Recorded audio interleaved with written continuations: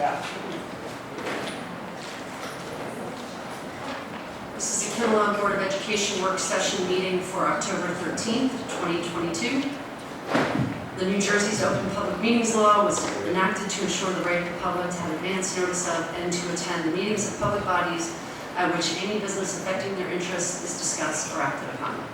In accordance with the provision of the Act, the Kinnelon Board of Education has caused notice of this meeting to be published in the Suburban Trends on March 13th, 2022, posted in the Kinnelon Public Library, filed with the Borough Clerk, and posted on the district website. Ms. Keene, will you call the board, please? Ms. Gomez? Mr. Alexander? Here. Mrs. Fishback? Here. Mr. Ganti? Here. Mr. Ferrella? Here. Mr. Jefferson? Here. And Ms. Nelson? Here. Would you all please stand for the Pledge of Allegiance?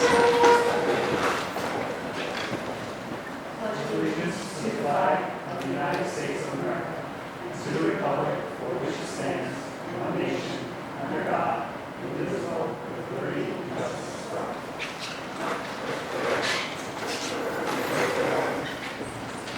Ms. Keene, do we have any correspondence? Okay, thank you. And report of the superintendent. Dr. Rashida? Okay, thank you. So just a couple of things. The Start Strong assessments are completed throughout the district. You're not aware of that.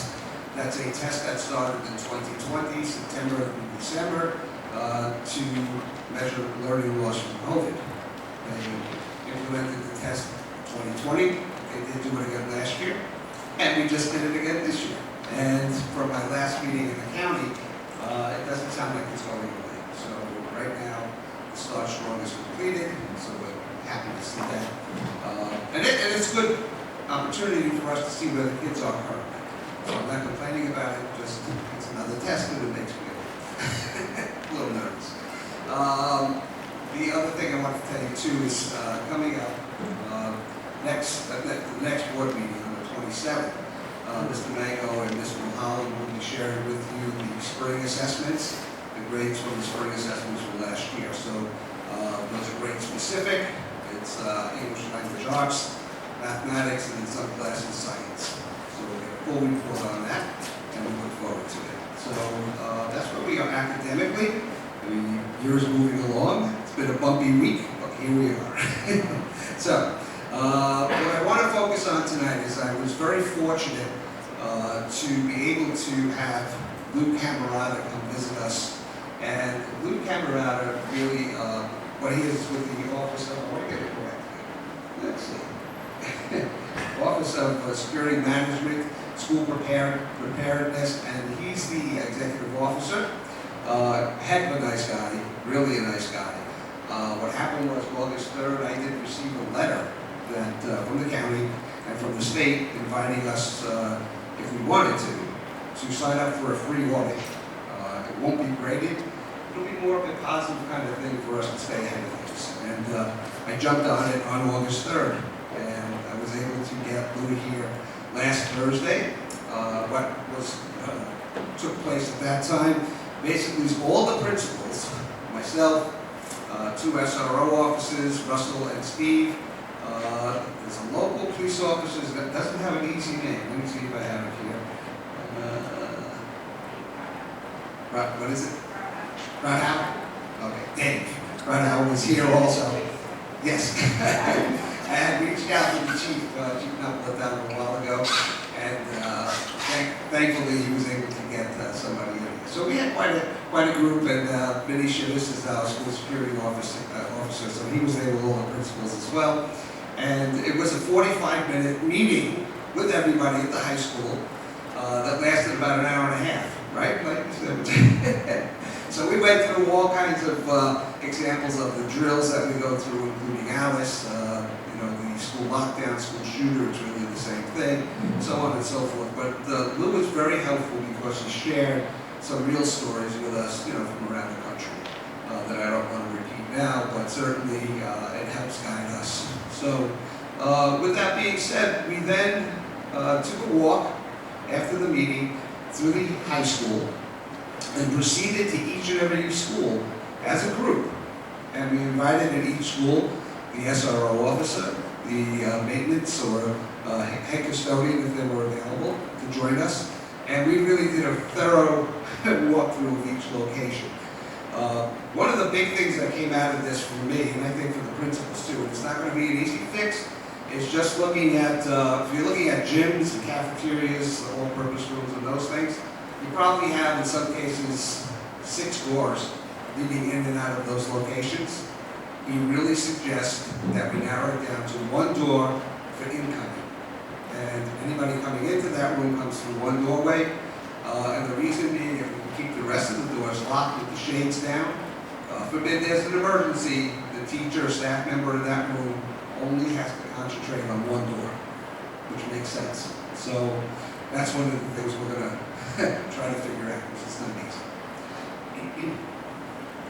All right, so here are the immediate suggestions. I went over this with Kerry the other day, Ms. Kane, and to just kind of get the maintenance people on board with this. The first thing we need to do, and I heard about this from the chief over the summer when I first came in, I met with him the first week. The signage, as far as numbers around the classrooms outside, some are faded. They're hard to read, so on and so forth. After talking to Lou, I shared my suggestion, and it's up there. It's basically to use a stencil and paint the numbers on the brick using some kind of fluorescent paint. This way, if it's something even that's happening at night, and the police officers come in, they can go with a flashlight, and that number's going to pop up. One of the things we don't have that they strongly suggest, you see the windows there, there should be the number of the classroom. We currently just have it on the left side, but they also want the number at the last window on the right side. Because in some cases, there's a closet in between, and the police don't know that. So we're going to have to get the paintbrushes ready and start going with this. That's really important. Again, this is all numberings. Number stairways. They explain to us, and it's true, if you look at a picture of a stairway on one of these cameras that we use in the hallways, all stairways look the same. They said that if you look at a hospital stairway, a school stairway, hotel, when we look at it, when the police look at it, it's all the same. So, we do have cameras in our hallways on the stairways. So what they're suggesting is that we number the hallways and have the number opposite the camera. This way, it's stairway number 2, they know where to go. So that's a pretty easy fix for us. This next picture on the bottom, we talk about posting numbers. If we look right in the center, you can see the entranceway to the classroom. Most of the times, the safe corner, that would be where students and the faculty member goes during a bit of lockdown. What happens, they'll go into those corners, they sit on the floor, they're very quiet. What he did recommend is that opposite that corner, on the wall, put the classroom number again. Why? When a teacher's panicking and she's got kids with her, or him, they may forget their room number, and it can happen. The other situation is you can have a substitute in the classroom. They don't remember. They don't know. They're covering in class, they go there. And so we want to try to make things as easy as possible when you're under a lot of stress. So we're going to work on that too. Ms. Kane, we're going to need a lot of paint. We can do paint. All right. All explore. I was amazing to see how much glass are in all the schools. And you look around the main offices, and they all have these glass walls. Some of the classrooms also have glass panels on one side, both sides, and even across the top. So the suggestion there was to make sure you close off that glass surroundings. And how are we going to do that? The easiest way, and the nicest way, I think, is really by taking some of those sections and using contact paper makes that clear forced. You can't see through it. That's one of the ways to correct the problem. They also suggested construction paper. I think, in some areas, if you could put up some student projects and things like that, it might be helpful, but I go more for the frost kind of thing. Because what happens if, God forbid, a shooter or somebody's in the building, and we don't want them to see where the people from the main office are going to a safe place. And same thing with the classroom. Just think about that. You have a shade on a window, and the side panels are not covered. How good is the shade? Right? Because you have to keep in mind, we all looked And the question was, well, you know, if the students and the teacher are in the hallway, or rather in the safe corner, and you look here, what's going to make you know that there are students in the room even if you don't see them? One of the answers was, this laptop's on your desk. Okay, so we want to cover everything. So we're going to work on that. So it's the classroom doors and the office as well. Shades, not blinds. I think most of us have shades in the classrooms. The problem with the shades, they're paper, and you know, they spend all that time pinned up at the top of the doorway. When you go to let them down, because they've been folded up, they don't come all the way down anymore. So, the other problem is some of the shades are not wide enough. You really have to make them, they can't just be the width of the window, they have to overextend. So we're going to have to do some work with that. An easy fix for shades that are the ones that are just not coming down all the way, I showed Kerry, was in one of the other districts I was in, we bought fishing weights. So Mr. Mango will be happy to buy some fishing weights, I'm sure we can borrow. And it's really just a small disc type thing that puts the weight at the bottom. The other answer there would be to put Velcro on the paper shade and a piece of Velcro on the bottom of the window, on the door itself. So we want to be careful with that. This one was really interesting, the double doorways. So, like we have back there, double doorways that go into the library in this building, music room. Most of them do have a post in the middle. So when you stand and look between the two doors, you can't see anything, which is good. But there are some doorways that don't have it. Easy fix, weather stripping on one of the inside doors. Easy, just easy. So if somebody's looking, they look between the doors, there's not a problem. Very easy fix. Weather stripping is all, you know, not all that much, not that we're always just worrying about money. But I'm looking for quick ways to fix a problem, and then we can look at, certainly Mr. Mango, we can look at other ways to, you know, have permanent solutions. So the permanent solution really would be to have a post. Signs and directions. Stop signs are good to have, and the welcome sign. So here's what happens.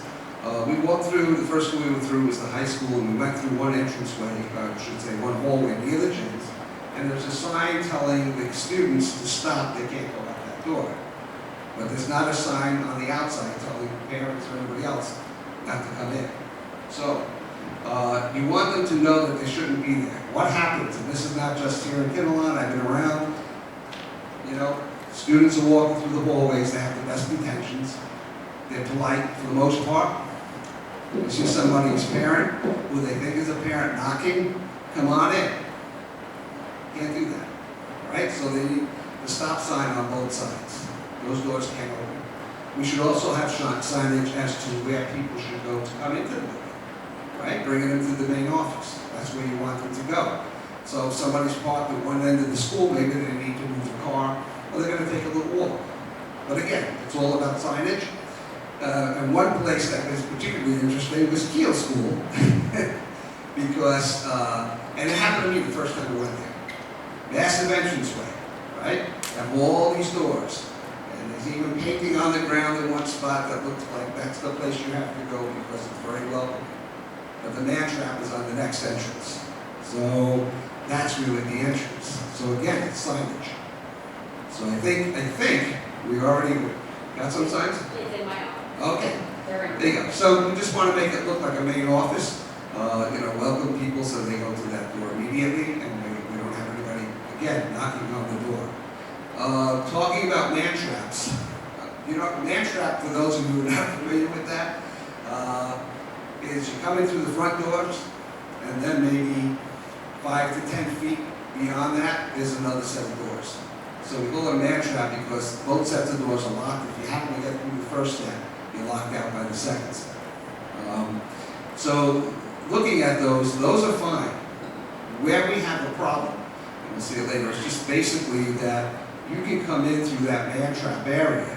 You get in, and then maybe there's no one there at the end of that, when you come through that second door, to point you to the main office. And in some cases, as Lou pointed out to us, there's a lot of wandering around. And that's one thing we want to make sure doesn't happen. think basically for us, most of our offices are right near the man trap. But still, somebody comes in, they don't really know what they're looking for, that, you know, they may have a different idea of what the main office should look like. So again, signage, main office, welcome, and the best thing would be is if we can have a bond there, directly. And in some cases we do, and in some cases we don't. So that's very important. Lighting. We look at the outside of the building. It's very, very interesting. So we're in the cafeteria, I think, at Pearl Building. And we're talking about the cafeteria situation, and double doors and all these things. And Lou points outside to the back door and he's looking. And he said, so you see, there's a guy sitting on a tractor cutting grass. How does he know you're in lockdown? He can't hear it. He's wearing headphones. He doesn't hear that we made this announcement. So the answer to that, in some cases we might have it, I know we do in one classroom, is either a blue light or a strobe light. So that's even for staff members or anybody coming into the building so they know not to come in. Don't try to come into the school if that light is lit. You may be out to lunch, somebody might be out to lunch, innocently coming back to work, and we're in lockdown. So that's a backup there. And the other light would be, think about classrooms like a gym or a band room situation. Everybody's blowing their horns and clarinets and everything's going on. And